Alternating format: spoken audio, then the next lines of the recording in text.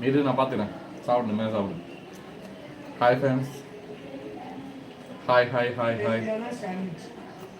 இன்றைக்கி வந்து டின்னர் வந்து சாண்ட்விட்சு. நாங்கள் வந்து ஏர்லியாக சாப்பிட ப்ராக்டிஸ் பண்ணியிருக்கோம். 7 மணிக்கு முன்னாடி எனக்கு கொடுங்கன்னு சொல்லியிருக்கேன். இன்றைக்கி வந்து 7:30 ஆயிருக்கு. பரவாயில்ல, அந்த மாதிரி பரவாயில்ல. கிட்டத்தட்ட ஏர்லியாக சாப்பிட்டு நம்ம அதோடய நம்ம க்ளோஸ் பண்ணிடணும். ஸ்டொமக்குக்கு வந்து கடையை சாத்திடணும்.